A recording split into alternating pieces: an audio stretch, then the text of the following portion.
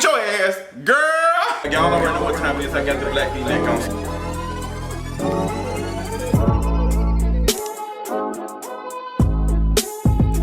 What's going on? I know y'all look at me crazy like, girl, you finally want to review this show? Yes, yes, yes. Miss Boot Camp Hip Hop Edition is like one of the shows that I watch but I don't review. Call it what y'all want. It's a good show. Like I've enjoyed this season to see all these black folks in here talking about some real stuff. This episode was cute. Like watching this episode, I think this was probably one of my favorites because they got in depth about relationships and stuff. And I enjoyed it. Like I enjoyed it. Like, and I've been watching it all this season. I'm gonna tell you how I think about it and give you a review on this past episode. So I feel like Fizz and Homegirl are not, and they have never been like in a relationship. I think they have just been fuck buddies. And I think they're just being cool with each other because I think that's just all it is. I think they're just doing it because, you know, like, girl, let's make some money together. We do better making some money together. And I think that's it. I don't think it's nothing special about neither one of them. I don't think they got any relationship going on. Waka Flocka and Tammy. Let me tell you something. Waka Flocka, I've had the biggest crush on Waka Flocka for years. That man is so beautiful to me. I love his hair. I love his lips. I love the way his face sits. He's just a handsome man. And girl, when he had put old girl in that Krabby Patty. Girl, when he had did, that's, oh my God, I can't say peen. But that shit was like, it was hot. Tammy had got a little flustered, girl. She was like, all right, so you know when they did the sex charades, that shit was cute. I was like, okay, like these conversations need to be had, and it was just really cute seeing them.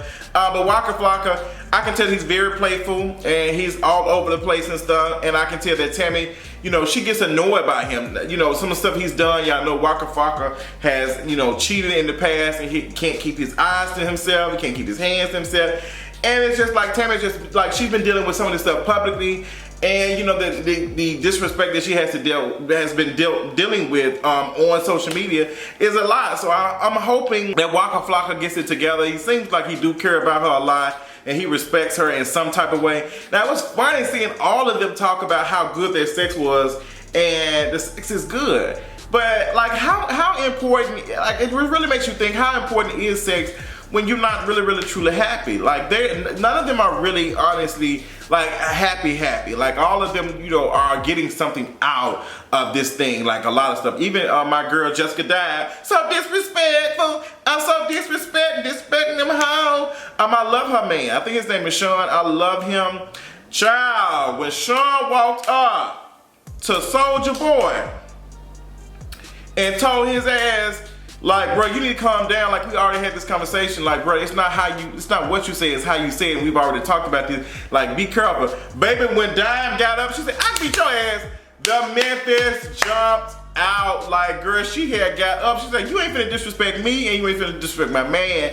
And Shawne got up there. Shawne, that was that grown ass man shit that I appreciate when black men say, look, I'm gonna get you together. Like, that was disrespectful. Like, he didn't get off on no ignorant shit. He was just like, look, bruh, like, tone that shit down. And Soulja Boy got so quiet. And it made me think about, there are these men in the world who love to talk crazy to women. They love to talk crazy to women, but they don't like to have the same type of energy when it comes to talking crazy to a man. Like, you see how he was when Nia, he had Nia crying and Nia talking to the council, telling her she can't do it. And the moment he got irate and disrespectful, and Shawne checked him, he wasn't giving that same energy. He wasn't like, no, bro, fucking don't do.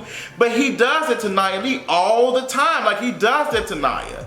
And Nia does not pop back on him. And it just makes me think, is there some, like, are you just, like, what are you giving? What are you giving? Like, and I know this was filmed like 2 years ago, whatever. But, and then you know Soulja Boy was apparently dating, what's homegirl name? I can't think of her damn name. She's like Jessica Dime twin. Black China. Girl, I mean. But it just makes me think, like, why are these men like this? Why are you so combative with women, but yet when a man is checking you, you don't have the energy. So I don't know what to call that.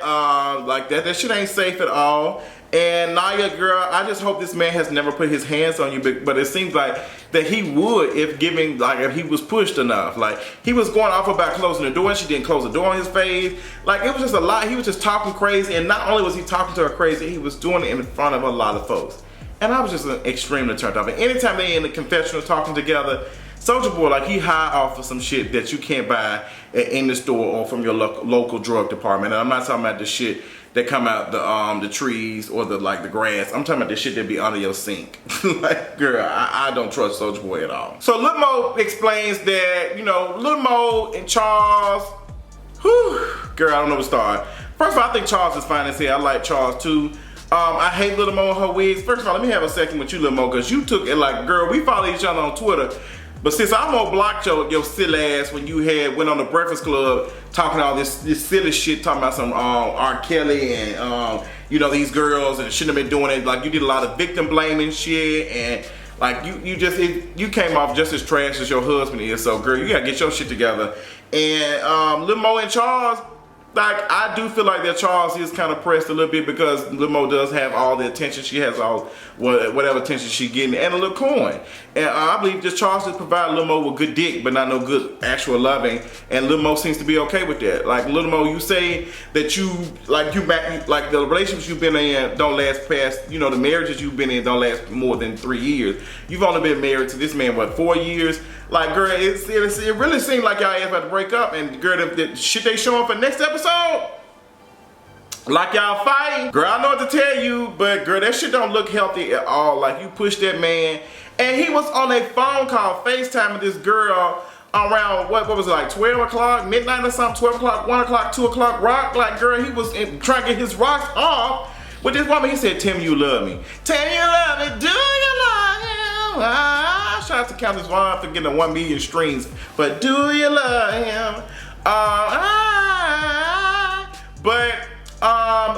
Girl, like, this man is literally FaceTiming some woman and saying shit like that. Like, girl, like, And then the most of us, you could be laying next to the devil and don't even know it. Well, girl, you might want to rebuke that devil in the name of a good paycheck, because I don't know what the hell you doing. I can beat your ass. Lil Mo, you and Charles, y'all ass is a mess. So Lil Mo talks to the counselors and stuff, and they talking to her, and Lil Mo is kind of figuring out, like, girl, what's going on? Like, what is the tea? So homegirl, like, pull it out and say, you know, Charles, since you ain't said nothing, girl, we finna spill the tea.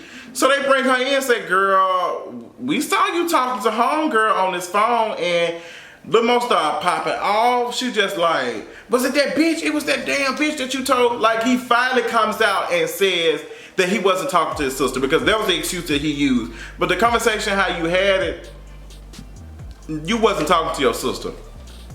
So I'm a little bit on the fence. I'm a little bit on the fence because I'm not sure if Charles did this because he was cheating on Mo. Was he doing this because they want some more attention on this show, or they want to continue to be relevant?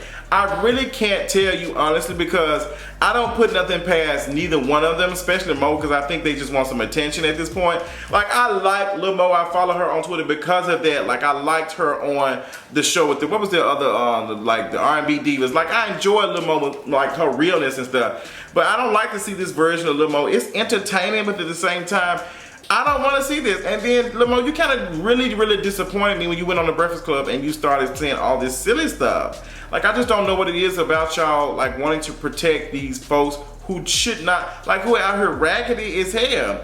But you also out here marrying these folks who are extremely raggedy. So, girl, I don't know what to say to you, sis. But the whole time Charles was trying to explain himself, girl, he was stuttering. Girl, I thought he about to shoot some bullets out his mouth. Girl, he couldn't get his story together. I could not have been a counselor right then and there, because I would say, girl, you can't even get your story together. So the next episode of, you know, Marriage Boot Camp is going to be the tea. I think we're gonna find out what's going on with Lil Mo and her husband. Are they right here fighting? What's going on with them? I'm trying to see. I think, like I said, I think the folks who are getting the most out of this is Shawne and Jessica Dime. when Shawne was telling her like speak up, Jessica Dime shared with us that she didn't get any orgasm. She didn't experience her first orgasm until she was with Shawne, and she says Shawne is more attentive and he's more like waiting, and I think that is such a beautiful thing, and I think that's such a real thing to talk about in relationships, because sometimes you got to make sure that your partner is getting what they need to get. And while I'm here doing that shit, I need to make sure I'm giving my partner what he deserves, okay? But that's all I got. This is a cute episode of Marriage Boot Camp. Tell me what y'all thought about it. Are y'all watching? Do y'all want me to continue to review it, honey? Let me know in the comments, and I'll talk y'all later on tonight. Bye. Richmond police! Why do you want to see this? Because it's not cool. Don't want to come on. She's not buying it.